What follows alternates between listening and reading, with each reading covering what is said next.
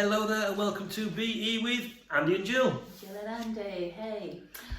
So what we thought we'd do, having chatted to you about the three Sheffield leaders and the guy for a family business, I thought I'd talk about another one on the family business.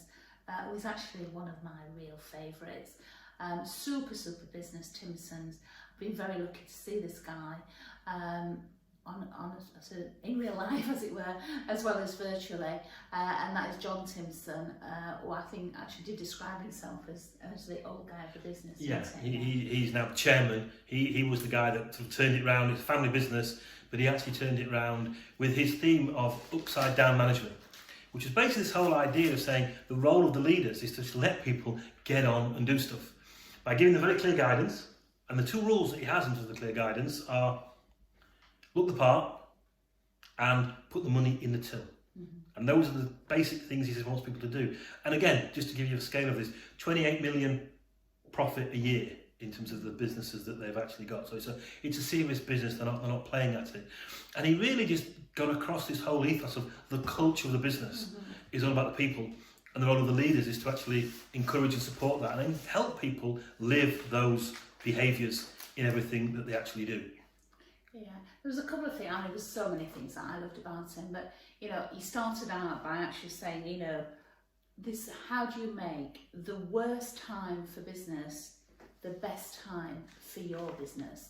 And I thought that was really quite a nice thought, you know, how do we make this the best time for us and for our business?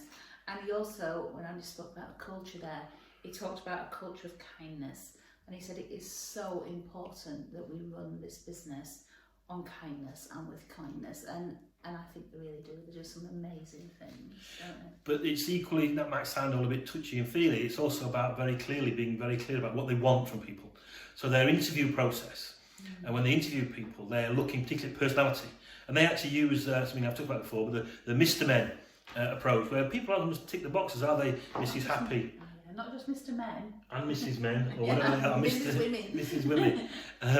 But they actually interview people and actually look at where they, and ask them where they think they are. And then part of the interview process is also about them working for half a day. And it's the staff evaluating people against whether they are a Timpson's person. And they're not bothered about the technical skills, as we can train that. Mm-hmm. But it's actually about have they got the attitude and the personality that we can shape and build on to make this business as good as it is and keep it going. And another thing they do as part of their induction process of getting people to be part of this family, and it really is a family, is that all employees in their first 3 months have to go on a residential.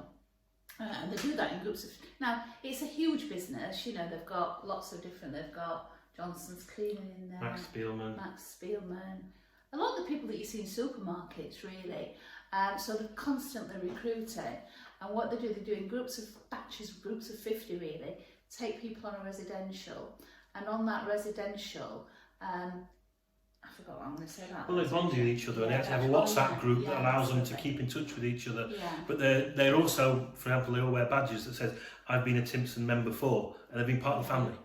And everybody knows where people are from and what they're doing. What I like, the WhatsApp group, you know, it's huge. There's, you know, lots of people working at organisation, and you get your shop team and you might get your region team.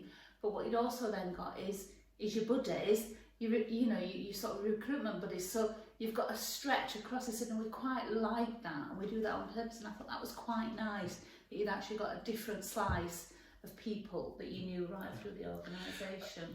And then sort of the other big point for me was this whole idea of the role of the managers is to identify the things that are stopping people moving forward. And it's sitting down and having a conversation with them.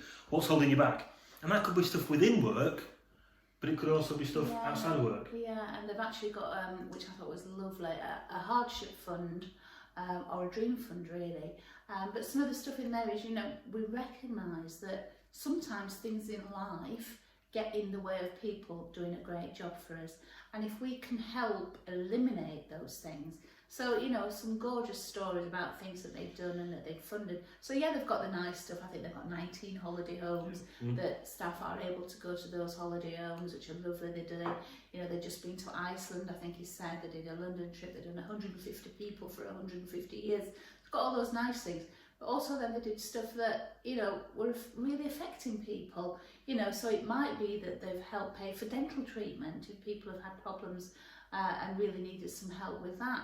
Surgery in some cases. I particularly love that they've actually helped a couple of people get divorced even. IVF treatment, you know, really, really significant things in people's lives that they were able to step in and help with. So, just one thing that you might want to consider is having that conversation with your team, and with yourself. What's holding you back? And it could be just a little thing, it could be a piece of equipment that's not working, a bit of resource, or it could be something bigger than that. But if you can work out what those things are, can you find a way to help people through that? Particularly maybe in these more, for some, stressful times.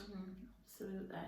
Yeah, and if you do get a chance to look him up, you know, certainly I would really, really echo. There's a piece in the Sunday Times yesterday about them as well. So, you know, they are around. They do gorgeous stuff. I help people to prepare for interviews. You can have your suit clean there and all sorts of things. 10% of their employees are ex-offenders. Oh yeah, that's a lovely one. And there's some amazing stuff.